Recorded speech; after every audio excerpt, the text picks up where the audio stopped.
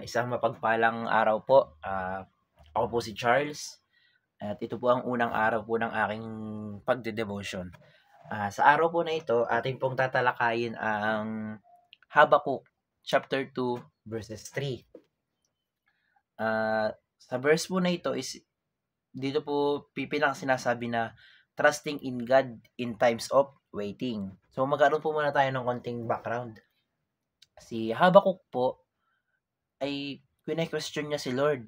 Tinatanong niya si Lord na sa mga nangyayaring injustices po sa bayan niya, sa Judah, lagi niyang question si Lord. Sabi niya, O Yahweh, hanggang kailan ako hihingi ng tulong sa inyo bago niyo ako dinggin?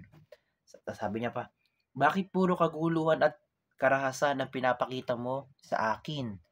Laganap ang kaharasan at labanan. So, ayun nga, parang habang nagkakaroon ng labanan or digmaan sa kanila, parang question ni Judah ang Lord natin na sinasabi niya na, O Lord, dasal ako ng dasal sa iyo, bakit hindi mo ako pinapakinggan? Kailan mo ako papakinggan? Kailan mo ako didinggin? Kailan mo tutuparin yung mga panalangin ko? Tapos hanggang sa sumagot po ang Lord, hanggang sa sumagot ang Diyos. Ang sabi po ng Lord kay Habakuk sa chapter 2 verses 3, sabi niya, For still the vision awaits its appointed time. Kung ito man ay parang mabagal para sa iyo, hintayin mo. Ito ay tiyak na darating, hindi ito maaantala. So, ayun po. So parang ang pinakang topic po dun sa verses na yon, pinakang pagkakaintindi ko po is marahil yung mga plano sa atin ng Panginoon, yung mga blessings man o ano man is baka siguro sa isip natin is mabagal. Pero ang totoo, may tamang oras para sa lahat.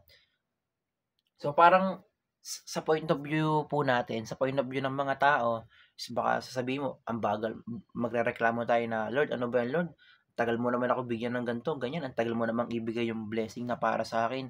Pero ang totoo is may tamang panahon talaga para sa lahat, para sa mga blessings na ibibigay niya para sa atin. So kumbaga, para pong sinasabi na merong sariling timeline ang Panginoon na siya ang masusunod, siya ang magplaplano kung kailan niya ibibigay yung ganito, kung kailan niya ibibigay yung ganyan, kung kailan niya ibibigay yung blessing na to, kung kailan niya ibibigay yung blessing na gano'n. Tapos, tsaka po habang pinapanood ko po yung video ni Pastor Russell,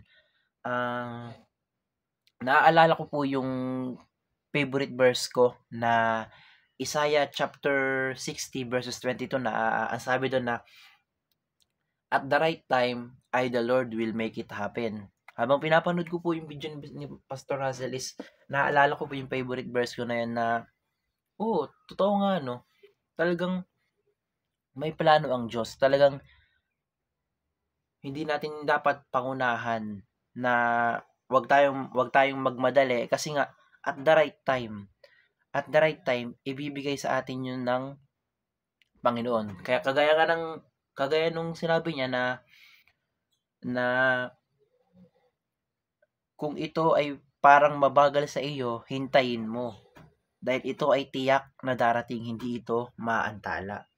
So, sinasabi nga na talagang maghintay lang tayo. Wag nating pangunahan ng Diyos, wag tayong madali, wag tayong atat. Parang yun yung sinasabi sa akin ng verse na ito na marahil sa mata mo, mabagal. Pero sa mata ng Diyos, may tamang oras. Ibibigay niya yun pag dumating na yung tamang oras. Ganun po yung pinakang tumatak sa akin po habang pinapanood ko po yung video na yun na trusting in God in times of waiting. So yung pinakang word po is yung waiting. Dapat po nagtra-trust, napupunta tayo ng trust sa God, sa paghihintay sa Kanya kasi nga Kasi nga may tamang oras, eh. Sinasabi dito na may tamang oras siya, eh. May tamang oras siya para sa lahat, eh. Huwag tayong magmadali, huwag nating questionin siya, huwag natin madaliin si Lord na kasi nga kasi nga kasi nga meron siyang tamang oras para sa atin. Meron siyang tamang oras para sa mga blessings, yung para sa'yo is ibibigay niya sa tamang oras. Yun po yung pinakang matutunan ko sa araw na ito.